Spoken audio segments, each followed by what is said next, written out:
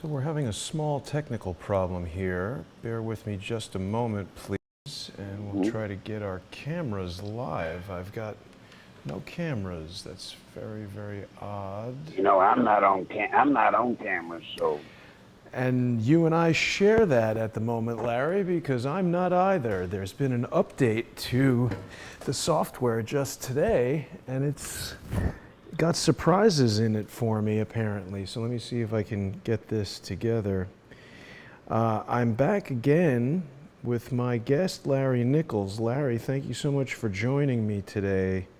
We're going to be talking, of course, about the criminal prosecution of Paul Manafort. And when I say that, I'm not talking merely about the fact that Mr. Manafort is being charged with financial crimes. I'm talking about the fact that the very prosecution of him is criminal.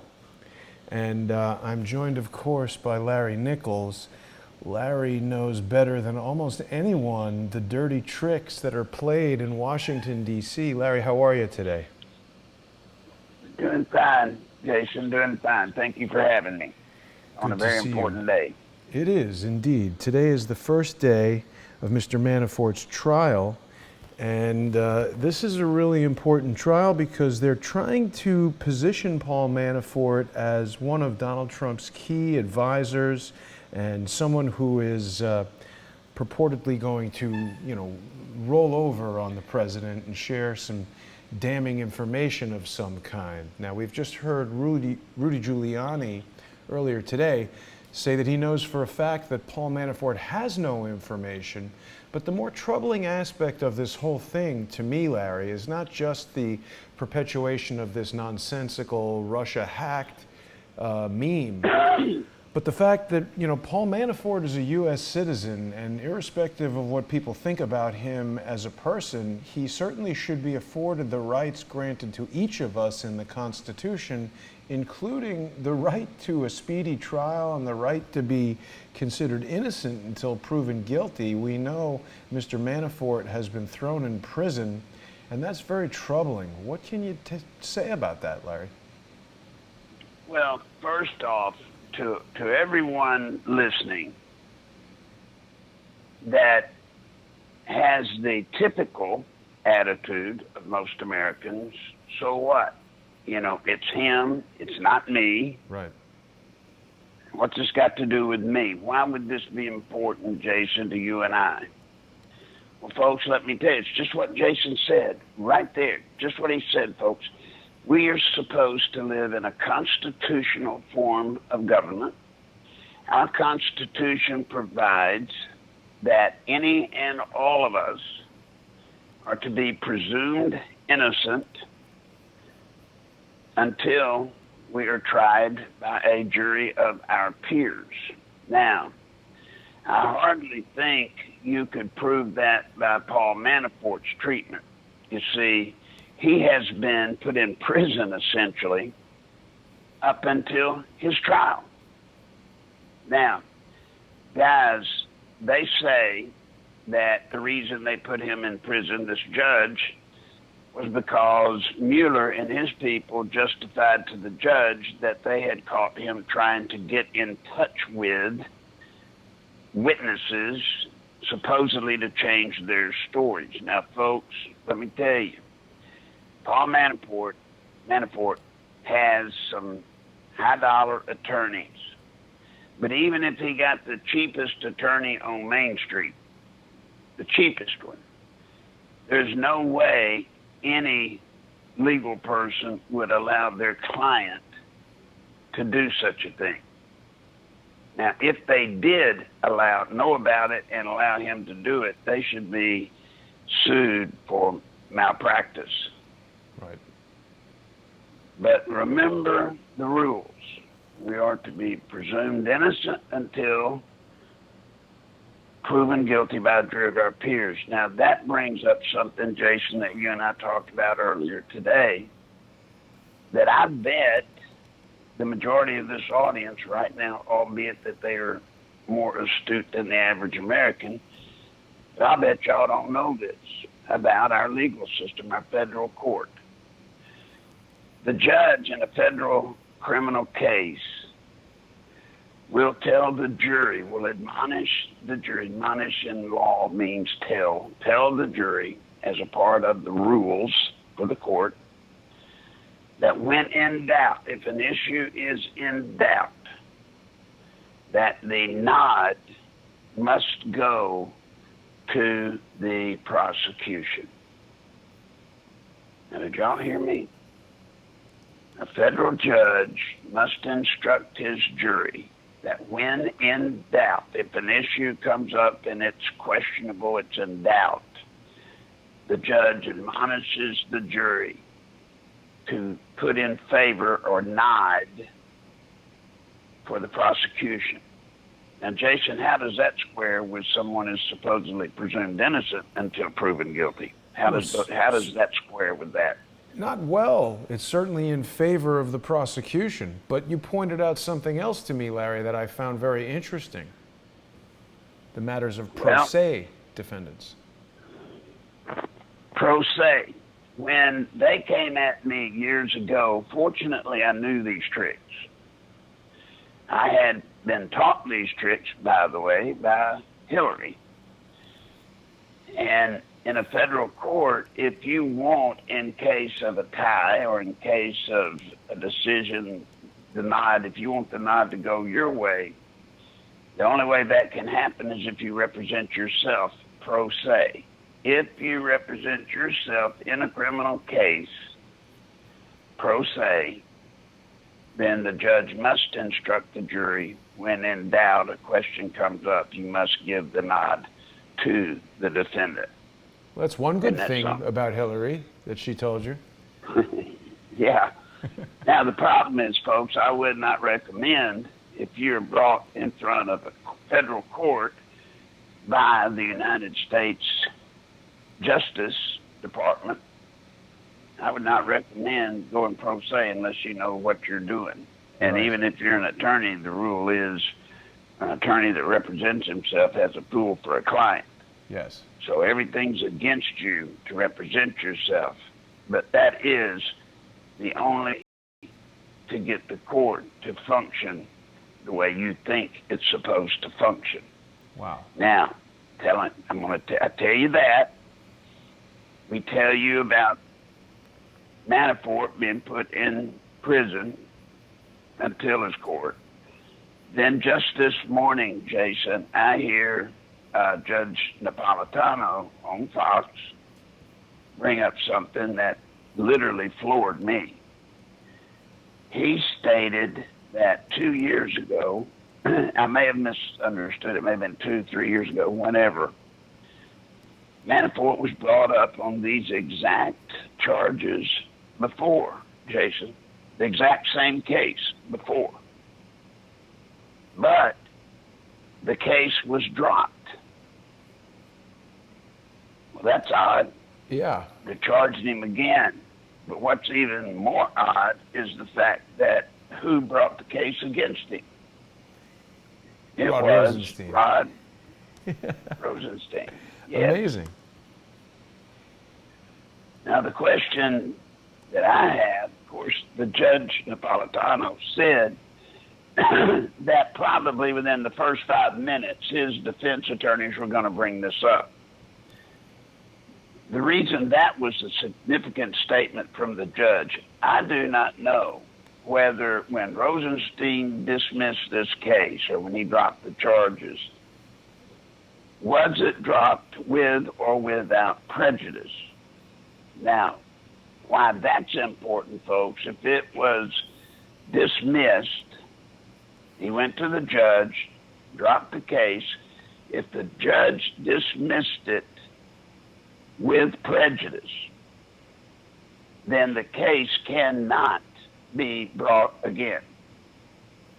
If the judge dismisses the case without prejudice, then it can be brought back up again. Now, I have no way of knowing that. I don't know if you know it, Jason, but we can know something by what Judge Napolitano said. Right. He said that his defense attorneys would bring this up within the first 5 minutes. So because he said that, I believe that he knows that it can't be brought up again. That why else would the judge say they would bring it up in the first 5 minutes? If they knew that it could be reopened, they certainly wouldn't bring it back up that quick. It would be a matter of the case, but it wouldn't be that laydown issue that he talked about. Right. Well, So of now course, you've even got Larry, a more interesting angle. right. And of course, the trial began today, right? Uh-huh. So they're talking here in an article on The Hill about Paul Manafort gambling all against odds at a trial. And what the article is basically talking about is that, Manafort has been charged with more than a dozen criminal counts of tax fraud, bank fraud, and reporting violations. But he's chosen to take the gamble of a trial by jury. And I mean, again, I think that what we're looking at right here, given the fact that these are financial crimes and Paul Manafort has no history of murdering people or being a terrorist or anything like that, it doesn't make a lot of sense on the surface as to why he was thrown in jail before this trial. He's like a rich guy. Normally you would think these guys, even for $1 million, would pay the bail and sit in their house and go to their lawyer's office for months while preparing for trial. Imran Awan has been charged with similar financial crimes. He was allowed to walk around. I think there's suspicion that Imran Awan did a lot more than Paul Manafort, and he didn't even have to, deal with this kind of trial. But I think what we're seeing here is the mechanism by which Robert Mueller and a corrupt Department of Justice are able to put the squeeze on an individual to try to send a signal to the other people that were working with and for Donald Trump, and to try to make some kind of a deal. They're very into these DOJ deals, right? What experience do you have, Larry, in terms of the people you dealt with and interacted with in your days in Washington, D.C., of people being victims to this tactic by the DOJ? Well, as I have stated right here with you, Jason, if you look at the construct of Mueller's team, he has brought in specialists in different areas of law, but they all have one unique talent together. They are specialists in framing the defendants. Framing. There are several cases where Robert Mueller himself, through the same tactic, and in many cases the same cast of characters on his team, people are sitting and rotting in jail today that were innocent, proven innocent, but they're still in jail because they set them up. Wow. Look, Jason, they know what I know. Whenever the full force of the federal government is being thrown at you, that is an awesome, awesome thing. And very few people, even millionaires, billionaires, I suppose, very few can stand up to what the government can do to you. Right. And, they have the ability. Jason, one of the reasons, if he was caught talking to a witness, ordinarily, Mueller and his gang shouldn't be as sensitive, so sensitive as to put the defendant in jail. Mm-hmm. Except for the fact that they know that each and every one of these witnesses, I will bet you, have been leveraged in some way themselves to go against Manafort. And they cannot allow Manafort, through his personal relationship, to find out what they have done to set him up with these witnesses. I've done it. I know what they do. They're going to get Trump. They're going to get him. Now, when I say they're going to get him, I'm not saying they're going to get Donald Trump, President Trump, for something he's done. They're going to keep shaking the trees to people around Trump with two primary goals. The first one's quite obvious. To get somebody that's willing to roll over on Trump. Now, remember, Jason, when I say somebody willing to roll over on Trump, I didn't say specifically somebody that really had something to roll over on Trump. Right. They'll come up with stories, and then they will find people that are in a position to substantiate that story, and then roll over on Trump. Why would they not, Jason? Why would Mueller be afraid to tell you, Jason, listen, we need you to claim Trump did this with you? And you would go, well, wait a minute, he didn't do that, but it doesn't matter.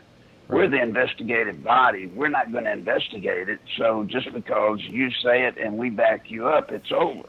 Why would you not do that? Yeah. I mean, we've seen them do it already. Prosecute you for something else. Right. We've seen them do it already, Larry, with the Christopher Steele dossier.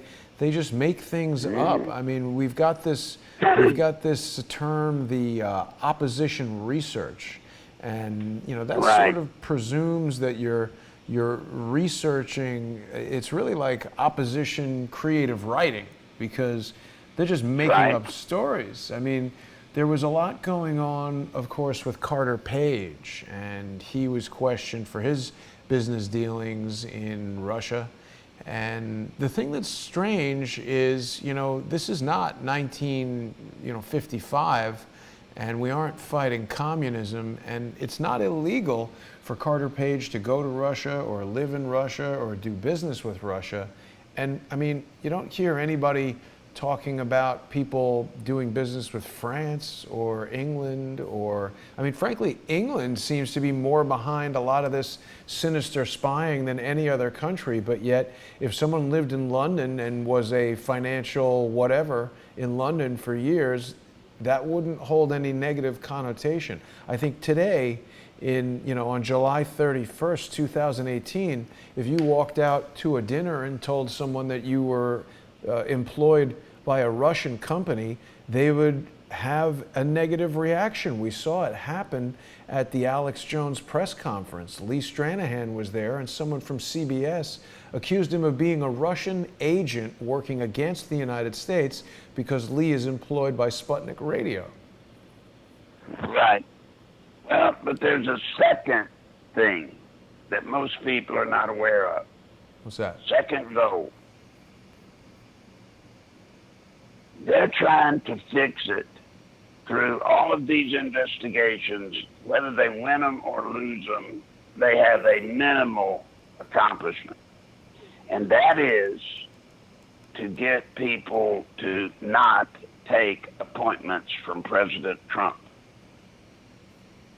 They are pushing the envelope so, Jason, to where as positions open up at high-level seats that Trump needs to fill, they are getting it to the point to where people, I know of 4 that have turned down appointments.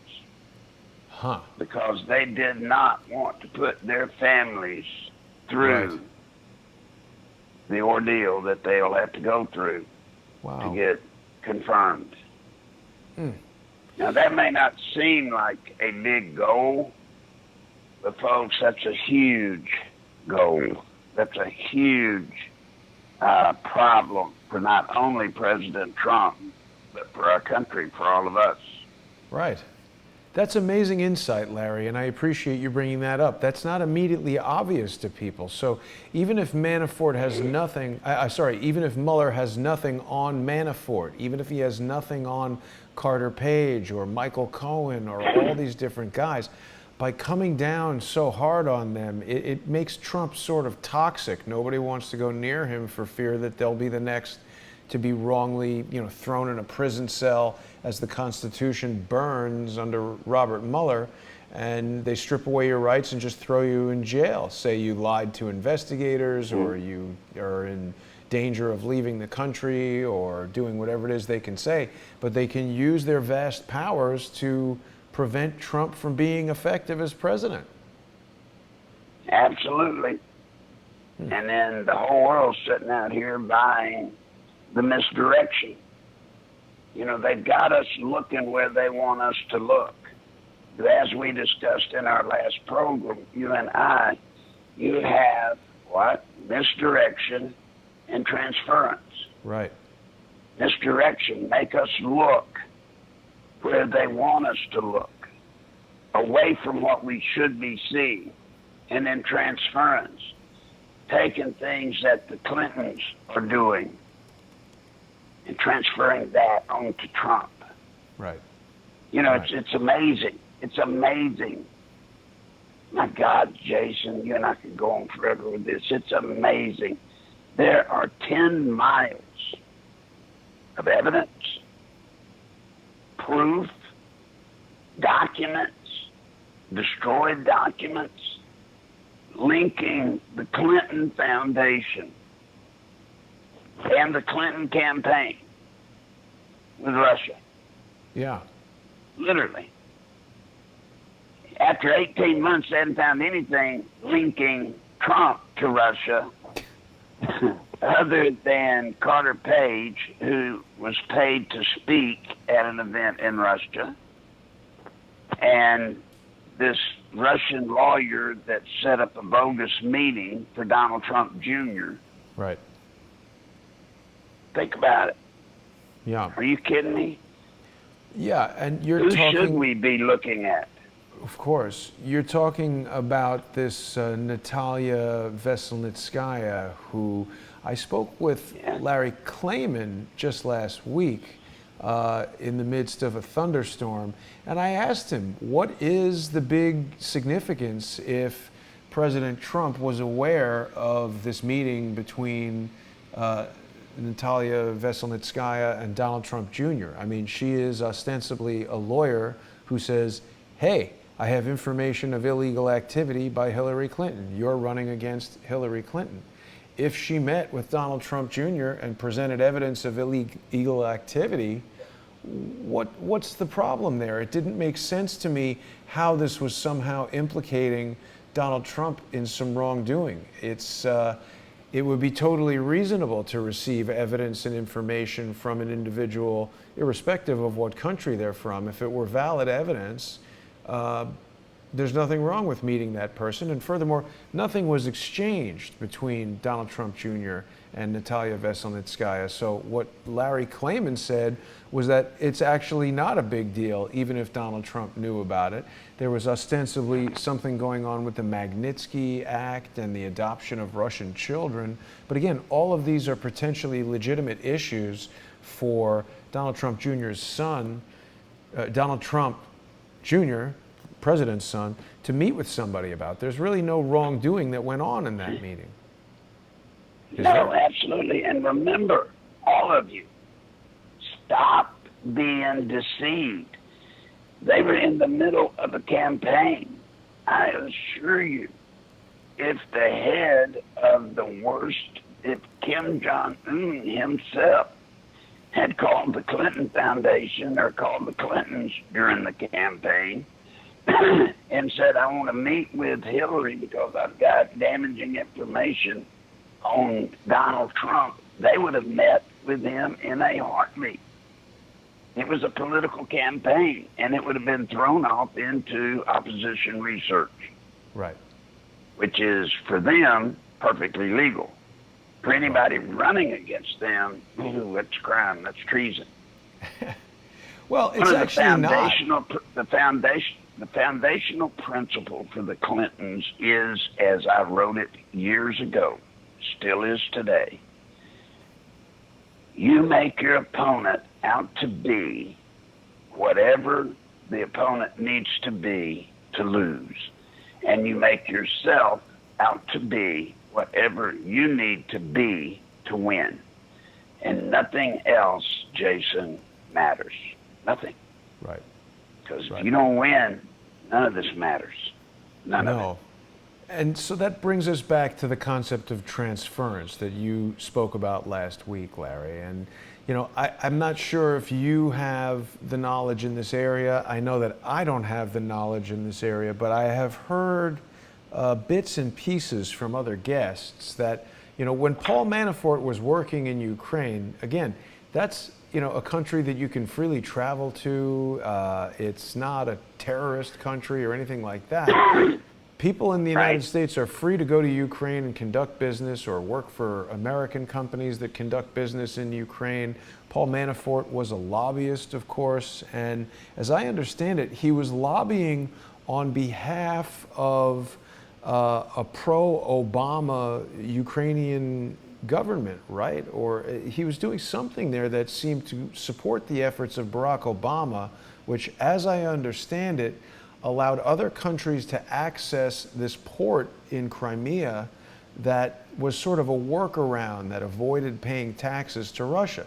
So Russia intervened, and that's been sold to the people of the United States of America as Vladimir Putin invading Ukraine and taking over Crimea. Now, I want to find out more details about this, but if Paul Manafort were acting in the way that I've just described on behalf of Barack Obama's administration to do something to, sort of box in Putin, which seems to be what they've been really focused on doing, well, he might have information that would be damaging to Mr. Obama or Mrs. Clinton or any of their cronies who are currently trying to destroy the presidency of Donald Trump. And that could be a reason why they're putting so much pressure on Paul Manafort and locking him in jail and basically ignoring all of his constitutional rights. Jason, this is one of those issues where I must beg off. I can't prove in a court of law whether he was acting at the behest of Obama or not. It's out of my pay grade. That I do not know. Right. But I can say this fairly obviously. He was a lobbyist. One of the 18 counts, as I understand, was he was operating in the Crimea thing, and supposedly he was not a registered lobbyist.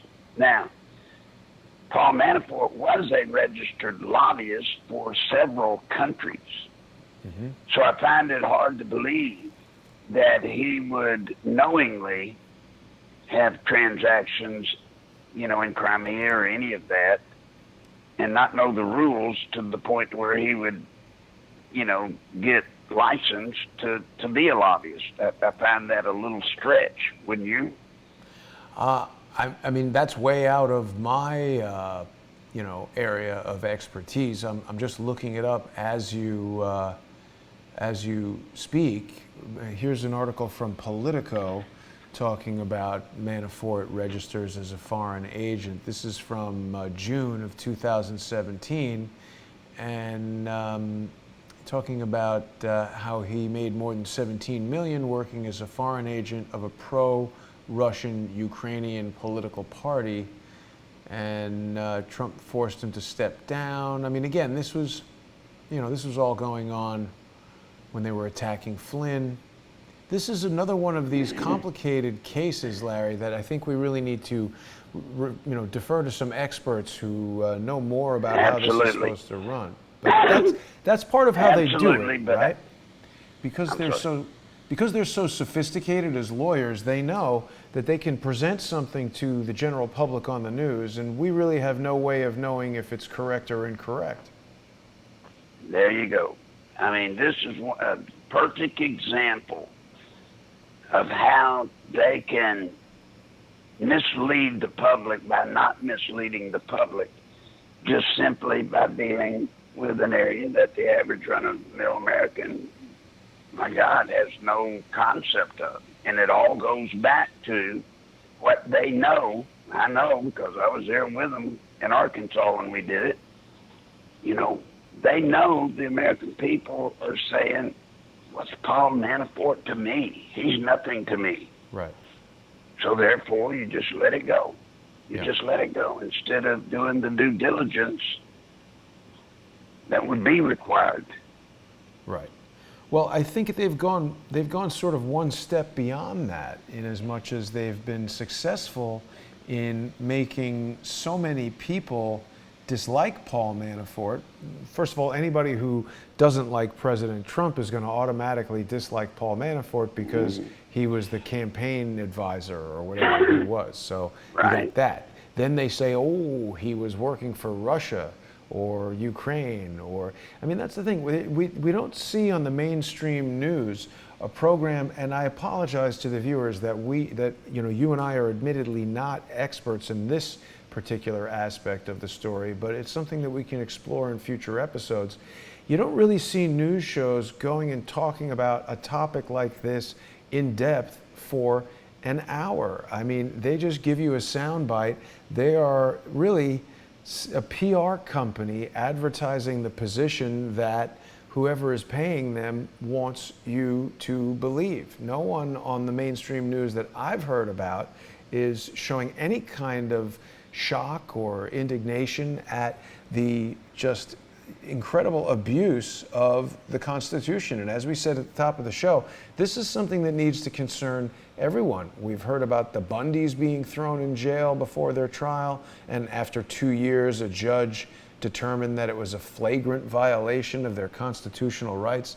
Perhaps that's what Paul Manafort and his attorneys are hoping for by going to a jury trial here, that perhaps when the average person on the street gets to hear the full story about how a truly rogue Department of Justice was able to throw this guy in jail, invade his home, maybe the jury will be so outraged. I'm curious to see what the outcome of this trial will be.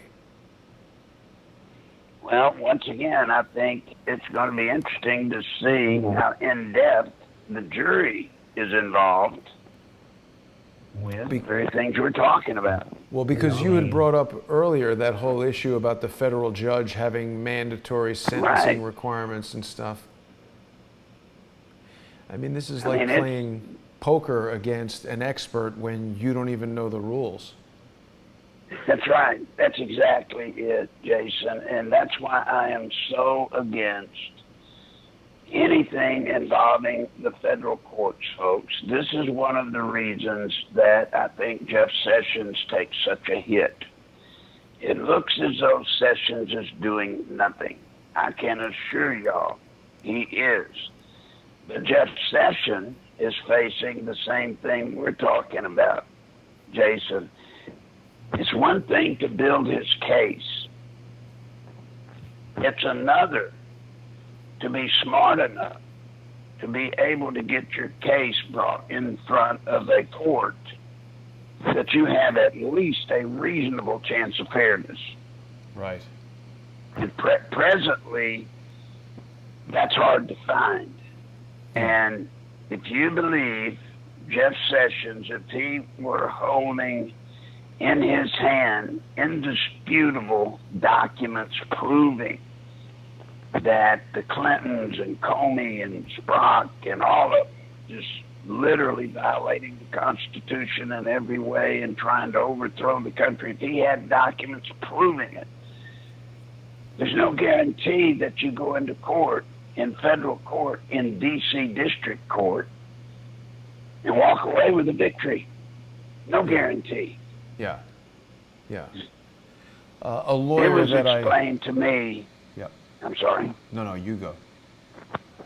Well, it was explained to me that you could walk downtown Washington, D.C., shoot a man right between the eyes, right in the middle of the square where everybody sees you, go to court, and in Washington, D.C. District Court, 50-50 that you'll get off scot-free. That's crazy. Well, it's just the way it is there. A lawyer that I knew... It depends 100% on, it depends on where you stand with the political system in Washington. Right. A lawyer that I knew a while ago told me that, when I would ask him, hey, what's the outcome of this or that going to be? I think people know that I designed a camera system for Sony, and then there was a dispute. They didn't pay me, and I had a whole contract. They had violated the contract, and the lawyer said, you got them dead to rights on, contract violation, but it's going to cost you over $1 million to pursue this $250,000 problem, and Sony obviously knows that. The other thing that lawyer would tell me is that there's no guarantees in any legal case. Charlie Chaplin didn't win a Charlie Chaplin look-alike contest, is what he would say, meaning even if you have every factor in your favor, you never know what a judge might decide or what a jury might decide. And we've heard so many different guests come on the show and talk about corruption within the judicial system and problems with federal judges being, appointed by people who have financial interests and maybe they aren't doing exactly the right thing. Now, the other topic that you brought up with me, Larry, was this switch in the United States from constitutional law to statutory law. What can you tell us about that? This has been explained to me time and time again. First, it was brought to my attention by Wilbur Mills, and then Senator one evening, Mills and Fulbright, Senator Fulbright.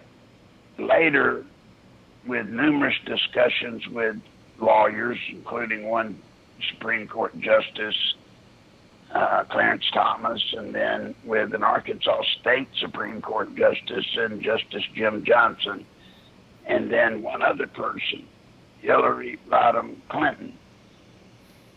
They all told me over the years, because I kept wondering, how did this legal system get so twisted and snarled? I mean, it makes no sense. And all of them seem to conclude that everything changed when we went from a constitutional judiciary to that of statutory law. And when I would ask why, what was the difference? Because in those days, of course, I was a novice. And basically what I was told, under statutory law, the prosecutors could cut and paste you into jail. And I'm going, what do you mean cut and paste me into jail? Well, they explained it. Now, folks, I'm going to do my best to explain it to you, but it's probably not going to make sense. You'll have to look it up yourselves. But under statutory law, a prosecutor can go back to, say, the state versus Larry Nichols in 1982, and there was a case that was almost like the one, Jason, they've got against you today. Not exactly, but it's kind of close. When they start whittling on that law, and they use what's called precedent-setting cases. Right. Precedent-setting cases. And since in 1982 there was a case somewhat like the one today, then they use that precedent-setting case under statutory law to prosecute you. Yeah. And folks, I assure you, you can go to jail with breaking a statutory law just as quick as you can a constitutional law. As a matter of fact, Jason, you've heard, all of y'all have heard the saying that, if you get in your car and drive to work, you probably broke some laws going and coming from work. Right. That you didn't even know were on the books. Those laws are statutory laws. Yeah. But do not be deceived. They will put you in jail with them. Yeah. Well, and Larry, that gave the court unbridled abilities, Jason, to turn the federal court system into just a slaughterhouse. Yeah. I mean, now, Jason, if you ever get a prosecutor mad at you, you're in trouble. Huh. Interesting. You're in trouble. I've come across this website called common.laws.com, and it's got an article called Common Law versus Statutory Law, which does say that common law differs from statutory law because it's mainly based on precedent. Statutory law is a more formal body of the legal system that consists of written legislation. So are we properly stating what this change was? I'm not finding a lot on constitutional law. You know, I'm just telling you what I was told, and my interpretation may have been wrong, but I don't think so. But it may be. It may be. Well, it seems quite clear that if a prosecutor wants something bad to happen to someone, they've got a lot of options at their disposal, particularly if the someone is doing things against some of the people that you and I are frequently speaking about. Yeah, well, let me tell you what Hillary told me. Let's just be exact. Sure. When we were talking about it, it was over the matter of Bill had accosted some lady. And the lady was talking very strongly about suing and going to court. But she was looking at going at him for criminal assault. Right. Hillary told me, she said, don't worry. That's what you mean, don't worry. I mean, it's one thing for me to deal with it in the media, but this lady seems to be she said, do not worry, because under statutory law, we will be able to manipulate the court any way we need to. And I said, yeah, but this may be federal. She said, that's even better. And that's exactly what she was saying. I'm paraphrasing some of it, but not far, not much. That she said, under statutory law, we can do anything. And then she followed it up by saying this: you just make sure your wife never gets approached by a federal prosecutor. I said, what are you talking about, Hillary? She said, if your wife or anybody's wife ever gets approached by a federal prosecutor and she turns him down and he gets mad, he'll prosecute her and put her in jail. He has that power under statutory law. That's crazy. That's what she said, and she wasn't stuttering. You know, I attempted to communicate with U.S. Attorney Michael Mirando when the whole Imran Awan plea arrangement was made, and I wanted to ask him, among other things, how they arrived at that, well, the first time I contacted him, I actually wanted to share evidence with him, which I would presume someone prosecuting a case against a defendant would want all the evidence they could get, or at least evaluate evidence to determine if it's valid and useful in their case. But Mr. Miranda would not even speak to me. In fact, he somehow didn't even receive the evidence that we gave to the U.S. Capitol Police. And now, the second time I went to try to communicate with him, I wanted to ask him if there was any connection between his wife, whose last name, her maiden name, is Wasserman, and Debbie Wasserman Schultz, and I've been unable to get an answer to that. Well, I can give you my opinion only, that were I defending Imran, or whatever his name is, Imran, if I were defending him, we would have walked out with the deal.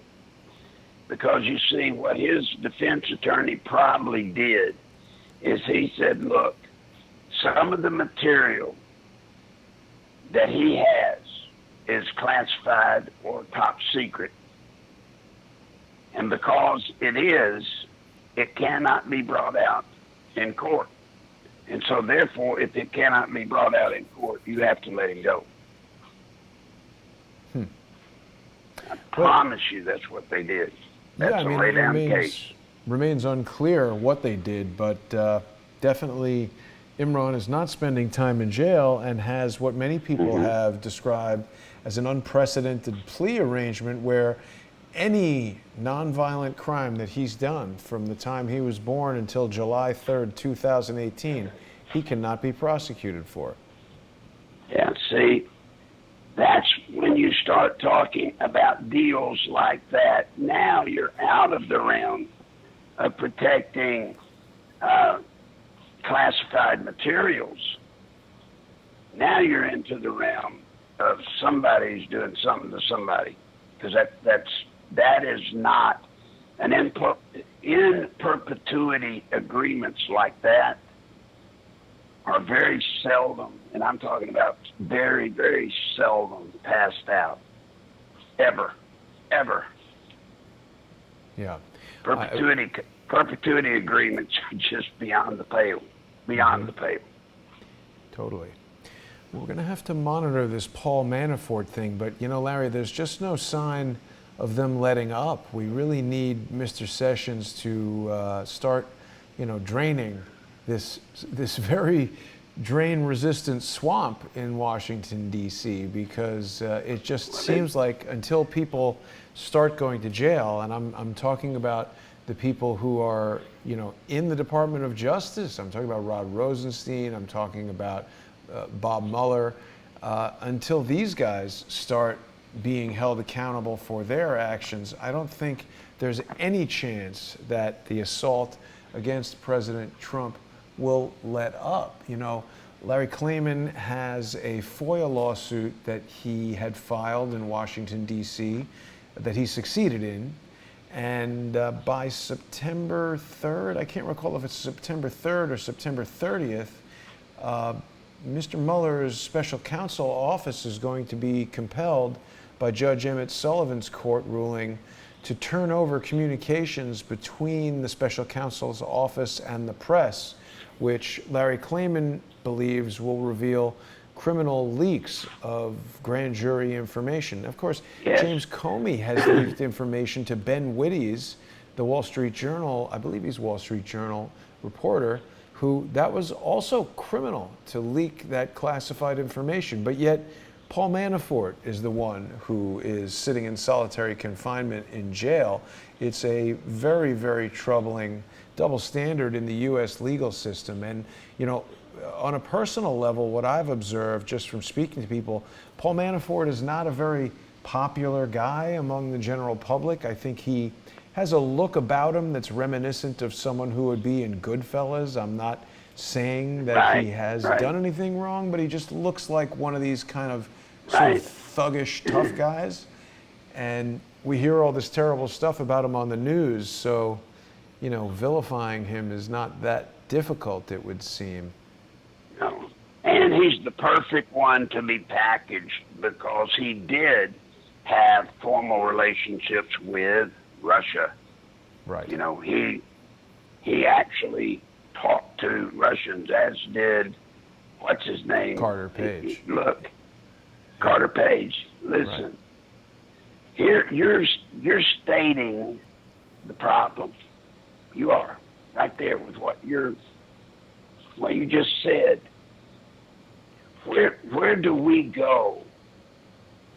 Where can you and I go to prove that there is not two standards of law in America? One for us, and another one for the social political elite. Right. Now, you prove that to me. Prove that we all serve under one standard of law. And I guarantee you I'll back up. But I don't think you can prove that to me. I don't think anybody can. Because the way it's working now, look, they've been doing this for years. This cabal, this coup to overthrow our form of government, Jason, it's not new. It didn't just come to the forefront the day this stuff started getting exposed. Right. I've been trying for 30 years, Jason, to tell people that our government was corrupt, that there was corruption at the highest levels. And people laughed at me, thought I was crazy. But you cannot look at our government today and not see corruption. You just can't. And it's so complete, it's so sophisticated, it's scary. Yeah. My word. Look at the SEC. Who would have ever dreamed that Peter Strzok's wife, Melissa Hodgman, going by her maiden name, would be the gatekeeper for all investigations for the SEC that would be turned over to the FBI for prosecution. It's absolutely Nobody crazy. knew that. Nobody knew that. No, and there still many questions remain about Peter Strzok and his relationship with his wife and how exactly he got to the position that he was in the FBI, whether he had any sort of unknown appointment with the CIA. Lot of questions about Mr. Strzok. Now, briefly, Larry, because I know you have a limited amount of time. Now, you mentioned that Paul Manafort had communications with Russians and that he's been a lobbyist, of course. Paul Manafort also, in his past, had famously worked with Roger Stone, who I believe you know. They had Black, Manafort, Stone, and Kelly, and they've come after Roger Stone as well. Now, I've only met Roger Stone a couple of times. He was friendly with me, but he's obviously kind of a fringe character to most people. He's a fairly right-leaning kind of guy, and he's written books that I like, books about the Kennedy assassination, books about the Bush family. But again, another person that's very easy for the mainstream to say, oh, look at this guy, he's a conspiracy theorist, he's friends with Nixon, all this. What do you think about how has Roger Stone avoided a similar fate to Paul Manafort? Well, Roger Stone, I've known him for some number of years.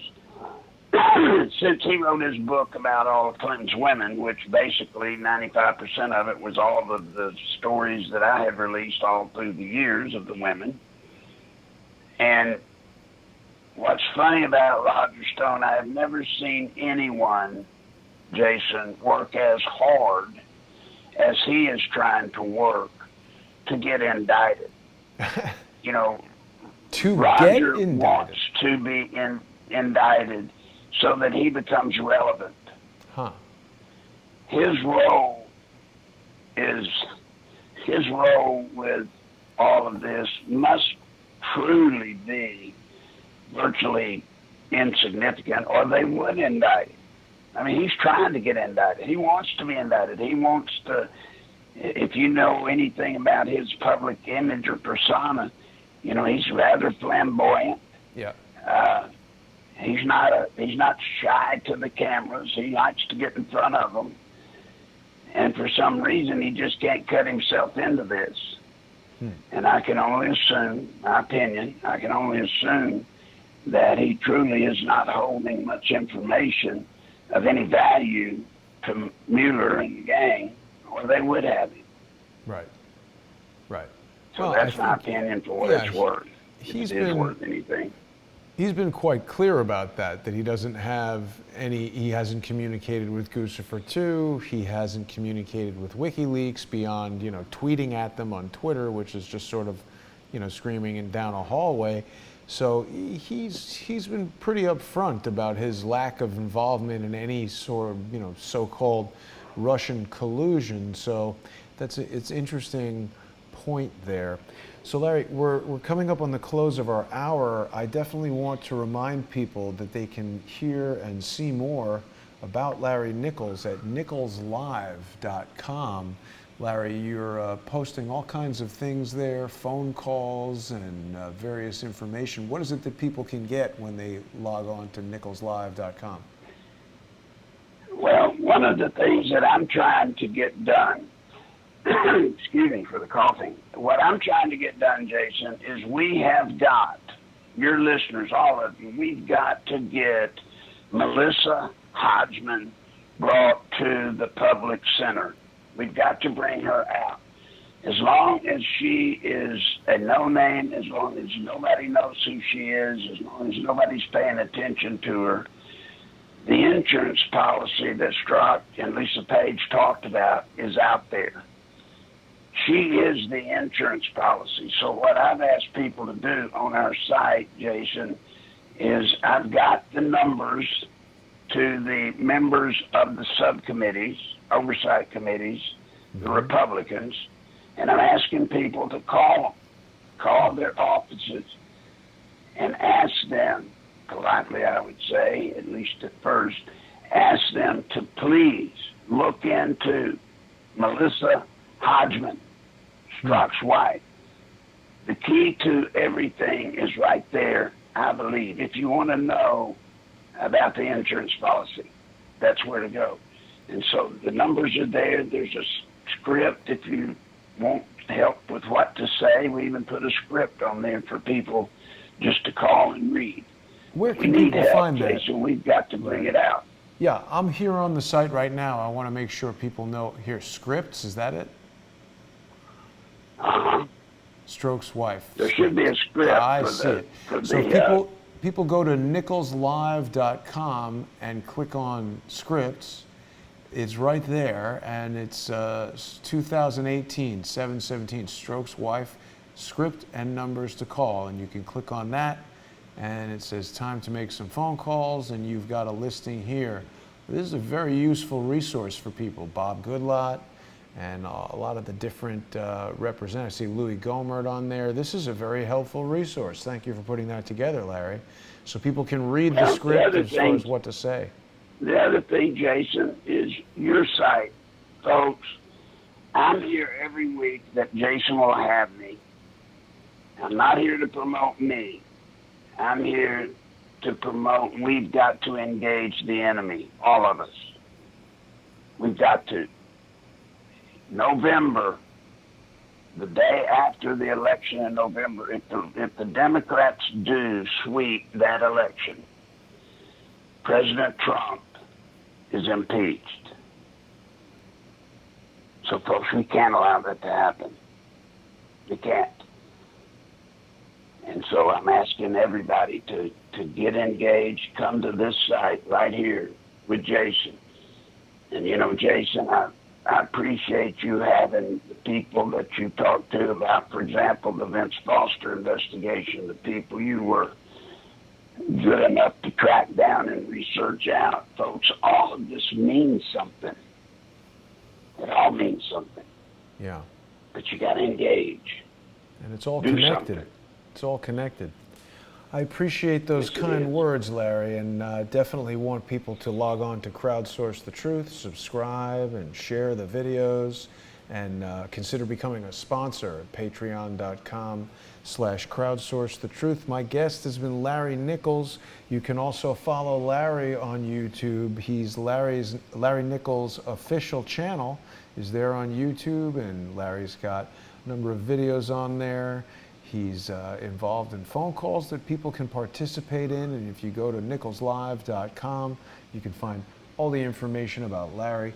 Larry, good to hear from you as always. Thank you for joining me this week. I'll speak to you again next week. Sounds great. Thank you, buddy. Thank you, See sir. you all. Have a good day. And thanks for watching, everybody. Catch you next time. I'll see everybody tomorrow.